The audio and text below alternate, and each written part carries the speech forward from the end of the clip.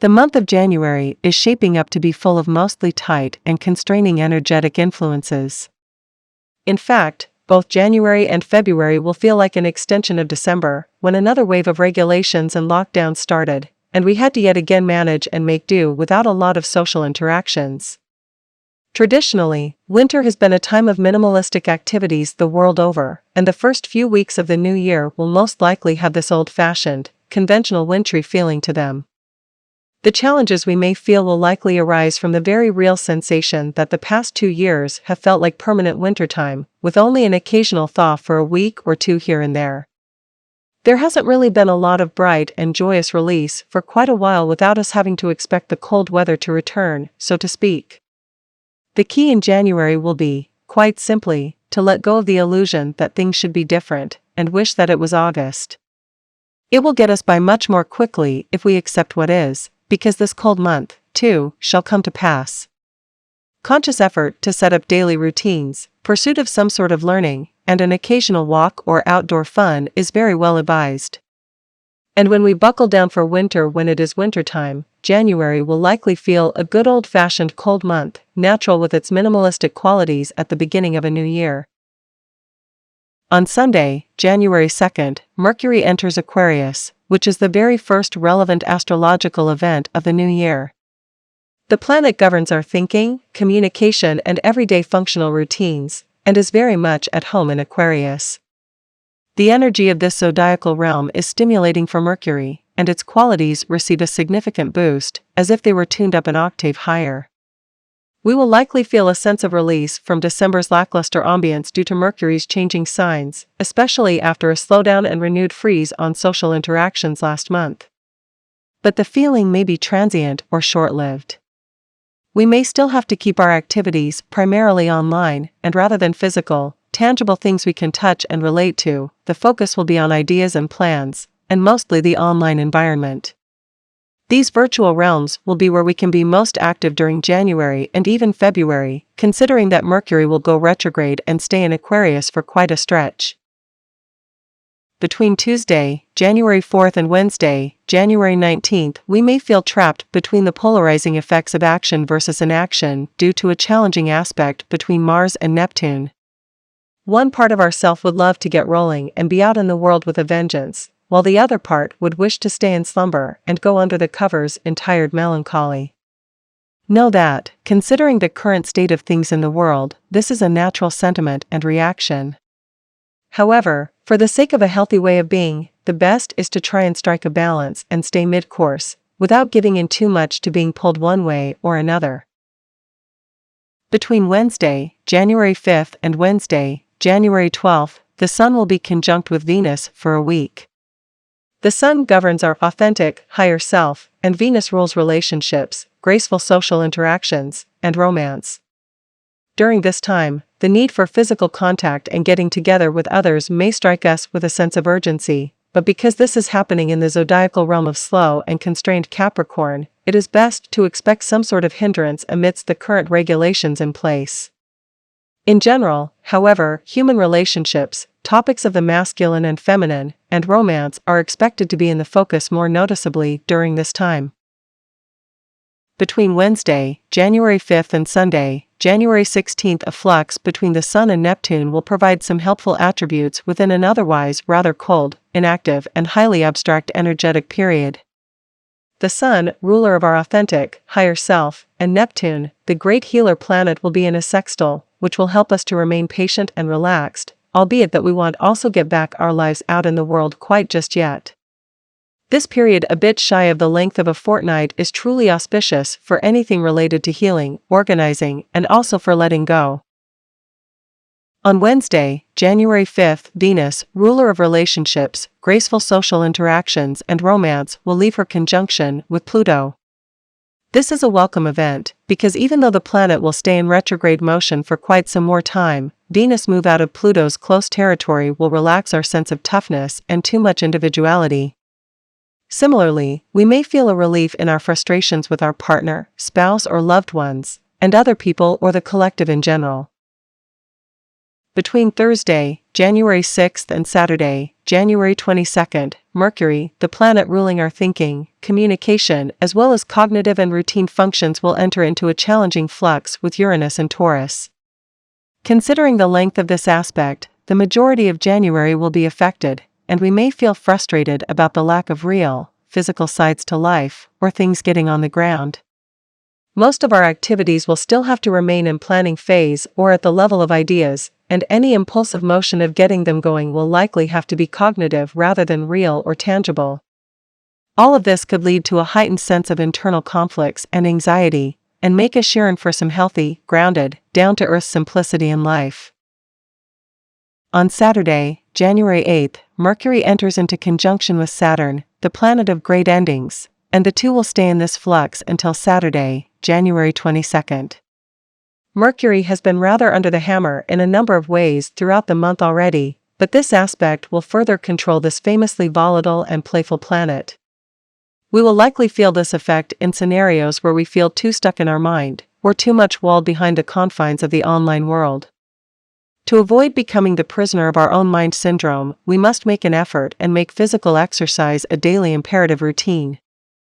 Even in the city, without a forest or park around, it is highly beneficial to get into the body on a regular basis and move it or stretch it for optimal health. Between Tuesday, January 11th and Saturday, January 22nd, the Sun and Pluto will be in conjunction. The Sun governs our higher, authentic self, and this flux, with Pluto, may put us to the tests and trials of some kind of a breakthrough.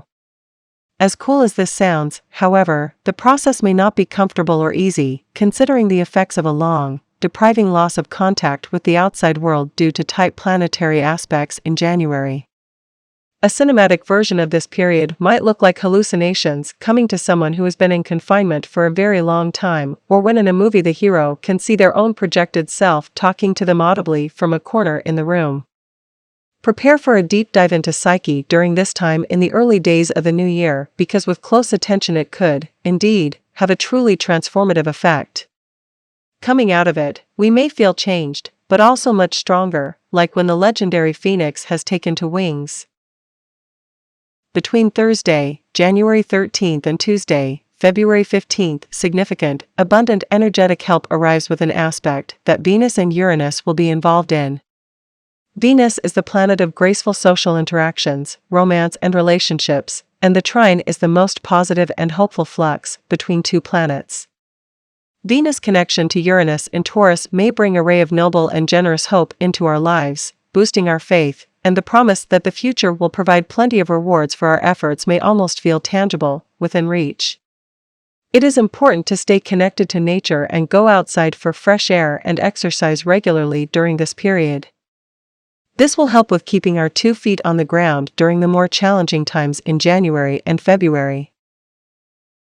Mercury, the planet that rules our thinking and cognition, communication and functional routines in life, will be retrograde between Saturday, January 15th and Friday, February 4th in the zodiacal realms of Aquarius and Capricorn. This is further prompt to put aside and let go of any effort to get active and busy, expecting things to start opening up in the real world. Instead, we will be best served by focusing on things that can be realized in online environments and at the level of thoughts and ideas. On Wednesday, January 19th, a grandiose event takes place when Uranus, the planet of future perspectives and ambitions, turns direct in grounded, matter-of-fact and stable Taurus. Slowly but surely, and yet still definitely in the background, this effect will start to turn the tides and relax the effects of the lockdowns and regulations reissued in December. First, this will be mostly noticeable at the level of ideas and plans, but things pick up momentum with time. On Thursday, January 20th, the Sun enters Aquarius. Following closely on the heels of Uranus turning direct, this event also means cracks on the austere, strict walls of closures and regulations, and a sense of being stuck inside. We may start to feel excited about new ideas and plans, and welcome the buzz of future ambitions once again. On Friday, January 21st, the Sun and Mercury will enter into a brief conjunction with each other. For 5 days, our higher, authentic self may receive a greater sense of integrity and an upgrade, so if it is at all possible, try to be very active during this time. The flux is ending on Tuesday, January 25th, but pay close attention to any ideas that may be ripe for immediate realization, or if not right away, with a slight delay, close to conception. Between Monday, January 24th and Thursday, February 17th, Mercury, the planet that rules thinking and communication, and our everyday functional routines will be conjunct with Pluto. In an ordinary scenario, this would last but a few days. Since Mercury is retrograde, however, their flux will last for an unusually lengthy 3.5 weeks. This is another key aspect that will make us feel like January and February are extremely sluggish months. The real prospect for openings and things starting to move will indeed be delayed until mid-March, so it is best to reckon and make peace with that. Between Tuesday, January 25th and Friday, February 4th, another aspect between the Sun and Uranus will put a damper on our overall need for movement and release. The Sun will square off with Uranus, the planet of future perspectives and ambitions, and this means that in physical reality, we may feel blocked, challenged, or even completely halted. The remedy for this is to find creative ground in the online world, and plant seeds in the shape and form of ideas. On Tuesday, January 25th, Mars enters Capricorn. Mars is key to our expressions of individual strengths and ambitions, and will significantly lose its fiery momentum in the realm of icy, slow, and constrained Capricorn. We will not be able to muscle or plow our way through January and February, so it is best if we don't even try. The attributes of Capricorn are helpful here. Patience, thorough and steady progress, and clarity of purpose will be important qualities to observe. Also, to keep one foot in front of the other and stay grounded. Before too long, in mid-March, things will certainly start to pick up tempo and move again, but we will have to wait. Between Tuesday, January 25th and Monday, February 14th, Mars and Jupiter's sextile will come in for the rescue with its soothing, hopeful, and bright qualities. It is always good when two planets are having a sextile, in this particular case the ruler of personal strengths, ambitions, and individuality, and a great benefactor planet.